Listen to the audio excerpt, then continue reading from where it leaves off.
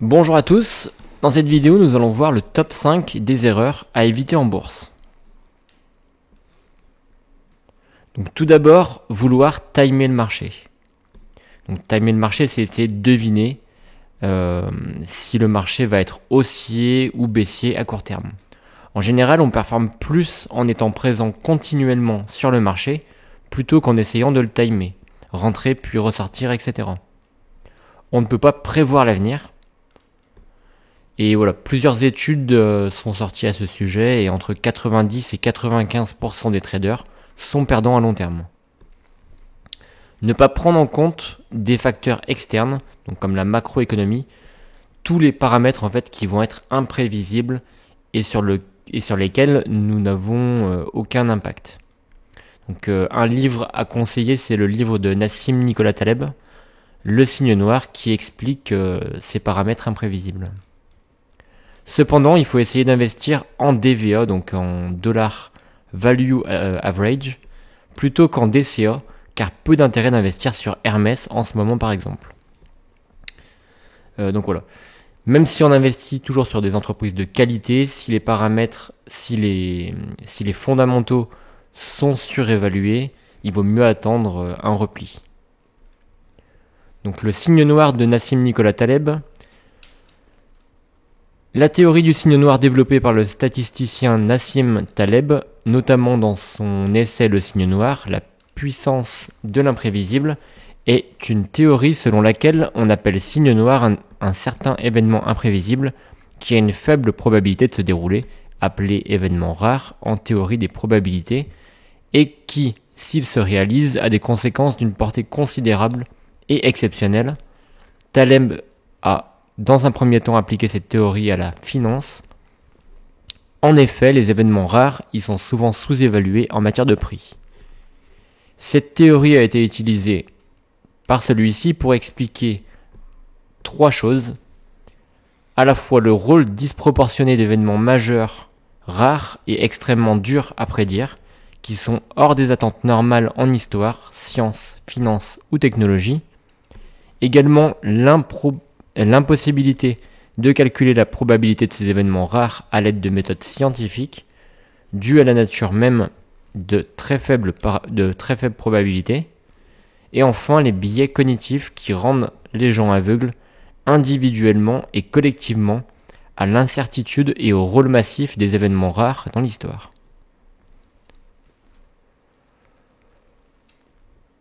En deuxième, on a moyenné à la baisse par ego, c'est-à-dire qu'on aura acheté une valeur et par ego on va vouloir maintenir ce titre en portefeuille.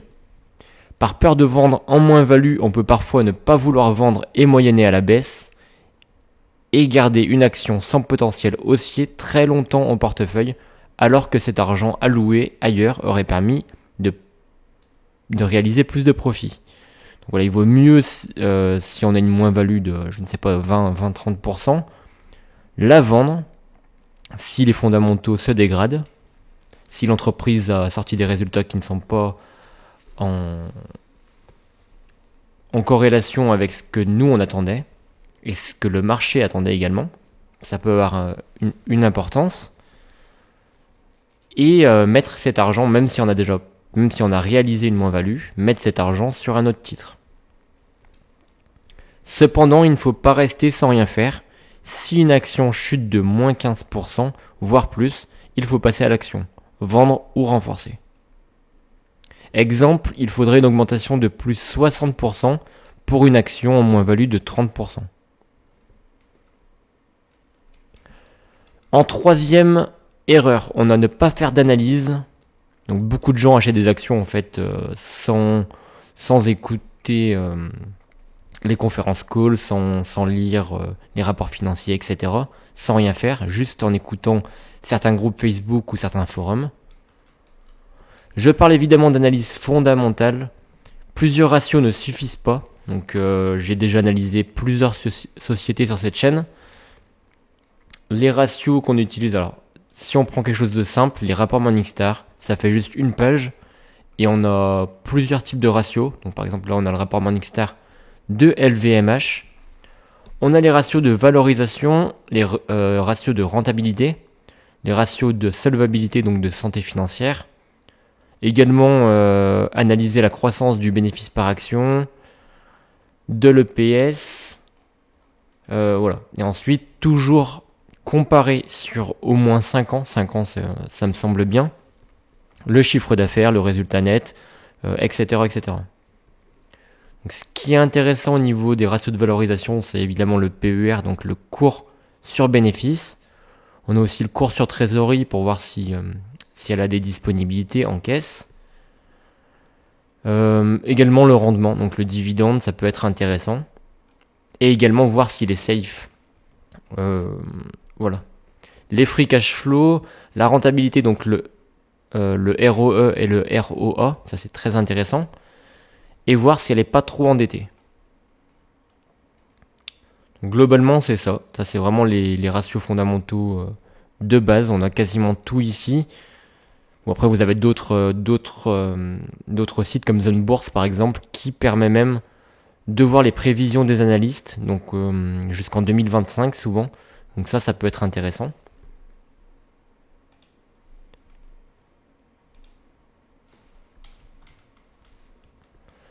Ensuite, il faut également analyser le management. Donc j'ai fait une analyse SWOT, donc avantage.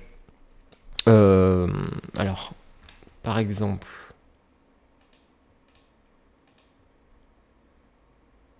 ouais, si on va voir sur ma chaîne, par exemple, j'ai fait une analyse SWOT, donc force, faiblesse, opportunité, menace.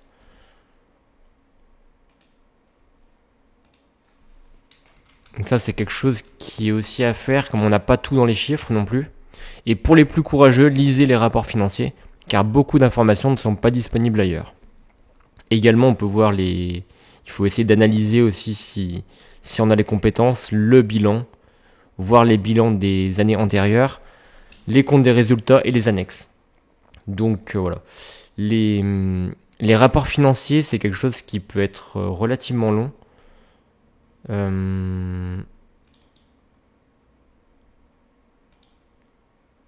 Voilà, les rapports financiers, par exemple, si on va voir celui-ci, celui de Boa Concept. Donc celui de Boa Concept, il faisait 35 pages. J'ai aussi lu celui de Delta Plus qui faisait 35 pages. Tout dépend des résultats financiers. Si c'est juste une analyse, si c'est juste un résultat par rapport au chiffre d'affaires, il peut faire seulement 4 ou 5 pages, comme c'était le cas pour Pujula ou pour d'autres entreprises récemment.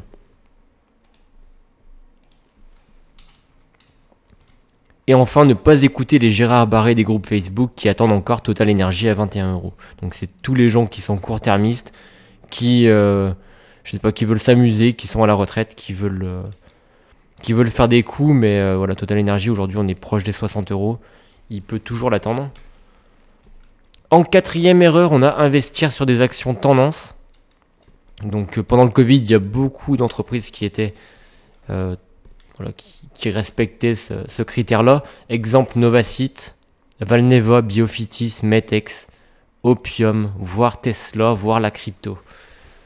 Donc beaucoup d'entreprises pharmaceutiques globalement, donc qui essayaient de trouver un vaccin pour le Covid. Donc comme Novacite, comme Biofitis, aussi Valneva. Mais voilà, c'est des entreprises qui, après l'arrivée du vaccin, sont retombées à leur cours de base.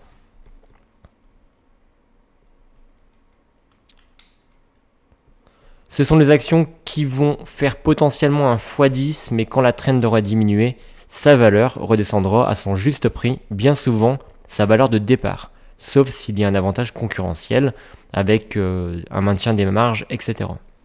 Pareil, aujourd'hui on est plus sur des entreprises qui vont être énergétiques, donc comme Pujula, Moulinvest, Verbio que j'ai analysé.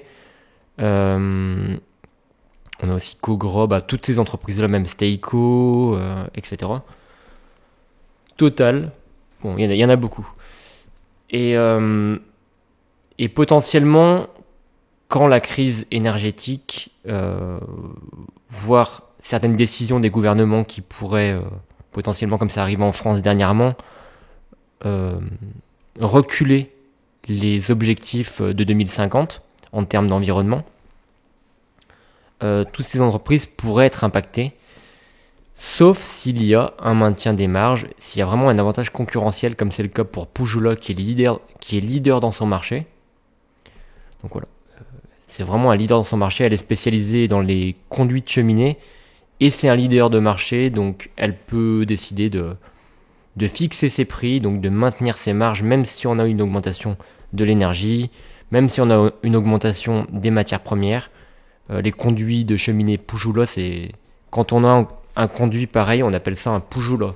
Comme toute grande entreprise, comme les piscines des joyaux, on dit qu'on a une piscine des joyaux et non une piscine creusée simple. C'est vraiment des entreprises de qualité et qui vont perdurer à l'avenir. En 5e erreur, on a ne pas savoir gérer son côté émotionnel.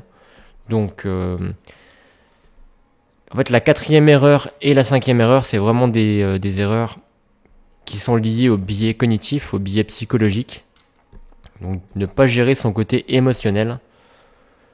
Donc, pour cela, il faut évidemment diversifier, ne pas mettre tous ses œufs dans le même panier. Donc, diversifier, c'est en termes d'actifs, avoir du cash, avoir des actions, voire des obligations, des trackers, donc des ETF, potentiellement de l'immobilier, qu'il soit physique ou papier, donc SCPI comme en France, ou les REITs comme en Amérique, des métaux précieux, des investissements alternatifs, etc. Également avoir une réserve d'opportunités, parce que si on a une crise comme celle du Covid par exemple, notre côté émotionnel va prendre un coup, et c'est à ce moment-là qu'il faut mettre de l'argent en bourse. Également avoir une réserve de sécurité, donc une réserve de sécurité pour tout ce qui va être entretien de la voiture, si notre chaudière tombe en panne, ça va être vraiment tous les tracas du quotidien, pour ne pas se laisser influencer par ses émotions. Voilà. Donc tous ces biais cognitifs, on peut aussi se dire, ça ne va pas tomber plus bas. Exemple de Terranexus, d'Orpea ou de Cybergun par exemple. Des entreprises qui ont perdu 50% en quelques mois, mais qui encore ensuite ont perdu 50%. Et en fait, voilà, elles ont perdu 99%. En fait, elles perdent 99% de leur valeur toutes les 2-3 ans. Donc Terranexus en Cybergun, c'est exactement ce genre d'action qui émet de nouvelles actions, donc il y a une dilution du capital en fait, et l'actionnaire est pénalisé. Une courbe qui est très connue en investissement, donc c'est la courbe de la psychologie de l'investisseur. Au début, l'investisseur se dit « Tiens, les cours montent, il faudrait suivre le marché. La tendance se confirme, j'achète à la prochaine consolidation. Tant pis, j'ai loupé la consolidation, mais si j'attends trop, je ne profiterai jamais de la hausse. J'achète à ce moment-là. J'ai bien fait de ne pas attendre, sauf qu'en fait, finalement, il a acheté à son plus haut. Ensuite, les cours diminuent. Je pourrais peut-être profiter de la correction pour en remettre. Donc là, il renforce sa position. C'est bon, je rachète. À ce prix, c'est une affaire. Aïe, dès que je retrouve mon PRU, je revends. Mais ce n'est pas possible, le PER est tombé à 8, le titre a touché son plancher. On va attendre patiemment que ça se reprenne. Sinon, ça va devenir un investissement de long terme. Que fait le gouvernement ? Ça suffit comme ça, je coupe tout et on ne m'y reprendra pas de sitôt. Là, on est quasiment au plus bas. J'ai bien fait de tout revendre parce qu'il y a ça chute encore. De toute façon, ça va rebaisser. Eh bien, je vous l'avais dit. Ça alors, là, les cours remontent enfin. Mais que se passe-t-il ? Encore des fous qui vont se faire avoir. Ça y est. Ce que j'avais anticipé arrive. Et là, on est au plus haut. Et zut, j'y vais quand même. C'est finalement moins cher que la première fois. C'est exactement ce qui se passe pour tous les novices, pour toutes les personnes qui ne sont pas formées en bourse. Et voilà. Également, on a aussi les principales phases d'une bulle spéculative. Donc, on commence par une phase furtive avec une envolée des prix. Une phase d'éveil avec les institutionnels qui vont commencer à investir. Une phase maniaque, donc avec une attention médiatique. Donc, c'est une attention du public avec un certain enthousiasme. Ce public qui devient de plus en plus avare, qui se fait leurrer, on a un nouveau paradigme, un déni, un retour à la normale, une peur, une capitulation, et ensuite une phase d'éclatement de la bulle, avec un désespoir et un retour à la moyenne. Donc là, c'était tout pour ces 5 erreurs. C'est vraiment les erreurs les plus courantes et celles qu'il faut ne surtout pas faire. Donc pour cela, évidemment, vous former en bourse, c'est précieux. Pour les personnes qui sont intéressées par la bourse, vous pouvez me poser des questions en commentaire. Également me contacter par email, l'adresse mail sera en description. Pour ceux qui veulent ouvrir un PEA ou un PEA PME, je vous conseille Bourse Direct qui a vraiment un bon nombre d'actions, contrairement à Boursorama, qui a des frais très très intéressants, donc très peu de frais. Pour les personnes qui souhaitent ouvrir une assurance vie, j'ai également fait une vidéo par rapport à Linksea Spirit 2. Donc Linksea, c'est pareil, les frais sont très très avantageux. Et en plus, voilà, grâce au lien parrainage, vous gagnez 50 €. Pareil pour Bourse Direct, avec mon code parrainage, vous gagnez 50 €. Si vous voulez transférer votre compte, j'ai fait une vidéo aussi là-dessus. L'offre de remboursement des frais de transfert est toujours d'actualité, avec 50 € versés sur votre compte. Et pour les personnes qui veulent investir à l'étranger via un CTO, j'explique comment déclarer ça aux impôts très facilement. Et vous avez 100 € offerts avec le lien parrainage.